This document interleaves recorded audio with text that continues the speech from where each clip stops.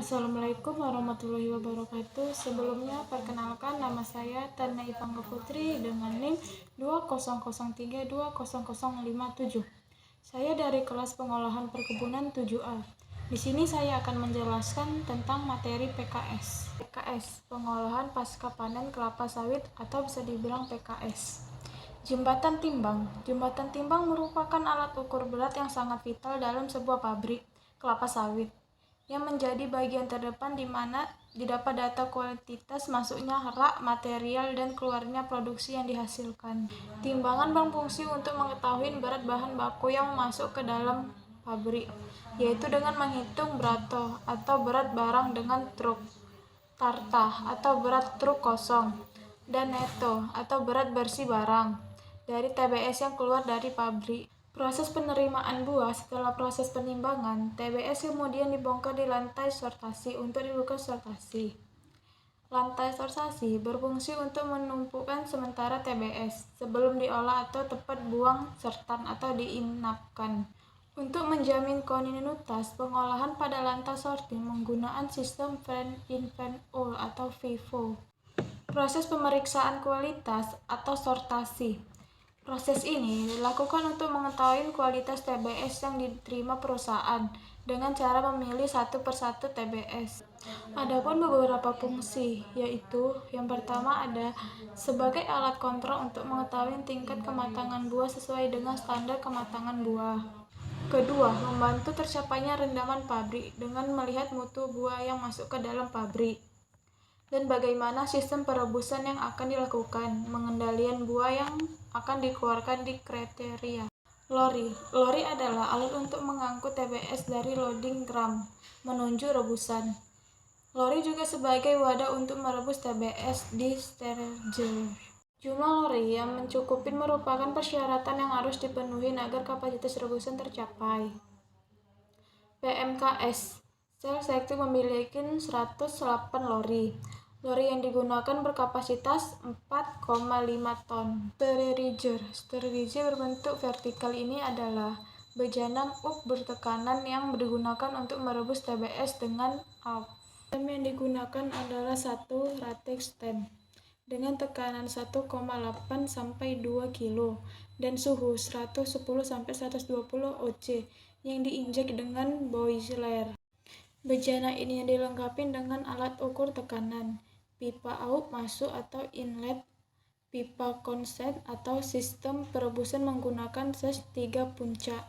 Tipler berfungsi untuk menuangkan lori yang berisi buah yang sudah direbus ke dalam reverse conveyor dan dibuang ke shaker. Jumlah tipler di PMKS Sel Sako ada 1 unit.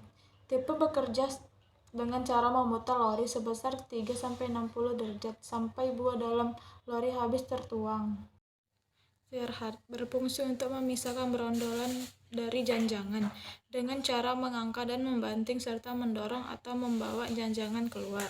Dengan putaran drum Shearhart 23 RMP, brondolan akan terpisah dengan janjangannya akibat dibanting dan dijatuhkan kembali, lalu dibanting kembali dan jatuhkan. Shearhart terdiri dari sebuah drum yang sisinya berbentuk kisi-kisi dengan jarak tertentu yang berfungsi agar brondolan yang terpipit jatuh ke bawah, dan dilengkapi dengan sirip yang berfungsi untuk menghadap tanda agar terjadi penangkaran dan pembentingan serta mengarah janjangan dan membawa ke ujung drum. Faktor-faktor yang mempengaruhi efektivitas kerja transfer adalah: yang pertama, putaran dari transfer. Yang kedua, pengatur buah dan masuk ke dalam alat menebak dan sesuaikan dengan kapasitas alat sehingga tidak terjadi kelebihan kapasitas. Ketiga, ketinggian banting tanda buah rebus di dalam drum atau untuk merebus yang sempurna. Ketinggian banting cukup 1,5 m.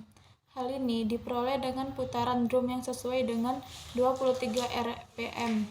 4. Kemiringan sprocket dan jumlah pisau pelempar. Bersihkan dan jarak kisi-kisi sisi drum. Digeser adalah cutter tegak yang mempunyai dinding lengkap, poros memutar dan dilengkapi dengan pisau-pisau pengaduk.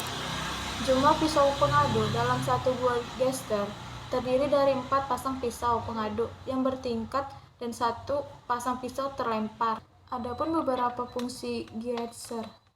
1. Melumatkan daging buah. 2. Memisahkan daging buah dengan biji.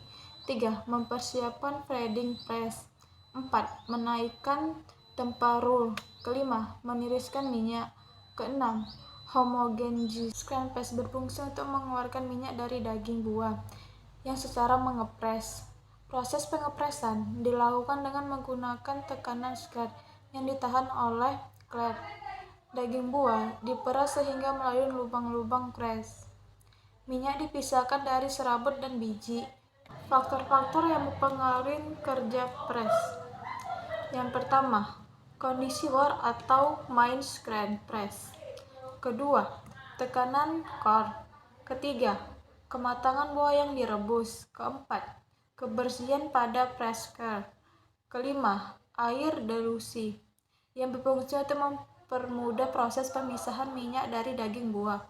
Jika air dilusi terlalu dikit, minyak yang dihasilkan murni sedikit tetapi losing minyak tinggi.